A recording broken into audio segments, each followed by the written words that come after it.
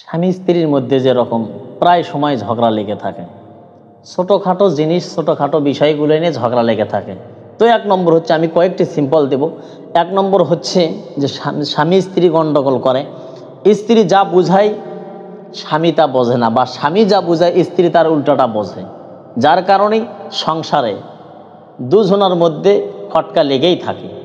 দুই নম্বর হচ্ছে স্বামীর মুখে মুখে স্ত্রী তর্ক করে। তাহলে স্বামীর মুখে মুখে তর্ক করার কারণে সংসারে অভাব, সংসারে দুজনের মধ্যে ঝগড়া লেগে থাকে। আর স্বামীর মতামতের বাহিরে চলে যায় যখন স্ত্রী, এই কাজগুলো যখন স্বামীর মতামতের বাহিরে স্ত্রী চলে যায়, জিদ করে, কোনো কাজ করার আগে স্বামীকে বলে না, স্বামীকে কাজগুলো যে কাজগুলো করে এই কাজগুলো স্বামীকে না বলে এই কাজগুলো করে, যার কারণেই দুজনের মধ্যে খটকা লাগে। আর বেশিরভাগ এই কারণেই তালাক প্রাপ্ত হয়ে যাচ্ছে।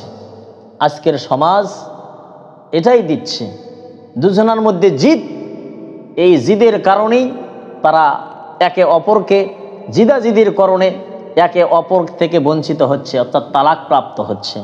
তারপরই করে স্বামীর পছন্দের মূল্যায়ন না করলে, স্বামী একটা জিনিস বাজার থেকে ক্রয় করতেছে, এটা স্ত্রীর পছন্দ হচ্ছে না, স্ত্রী জিদ ধরতেছে, বায়না ধরতেছে যে আপনি কেন মার্কেট করবেন, মার্কেট করার জন্য আমু যাব আপনার সঙ্গে, আমি দেখব, আপনি টাকা দেবেন, আমি আমার পছন্দ মতো ক্রয় করব। এই জিদের কারণেই আজ বেশি সমাজে অবহেলিত নেমে আসছে।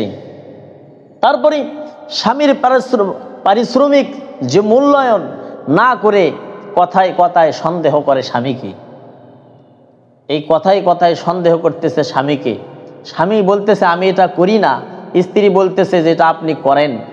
এই যে করি না আর করেন, এই দুইটা জিনিস নিয়ে তাদের মধ্যে একটি দ্বন্দ্ব, বিদ্রোহ, কলরব, ঝগড়া লেগে থাকার কারণে, একে অপরকে ভুল বোঝার কারণে আজ সমাজে তালাক বেশি হচ্ছে।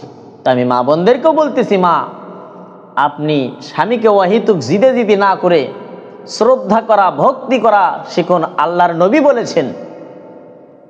নবী বলেছেন যে যদি আল্লাহর পরে সিজদা করার যদি স্থান থাকতো তাহলে স্বামীর পায়ে সিজদা করা জায়েজ থাকতো, তো নাই যেহেতু, সেই জন্য স্বামীকে ভক্তি করো, শ্রদ্ধা করো, মর্যাদা দাও, মূল্যায়ন করো, যাতে স্বামীর সংসার ভালো করে টিকে রাখতে পারো। আল্লাহ পাক কবুল করুক, আমিন।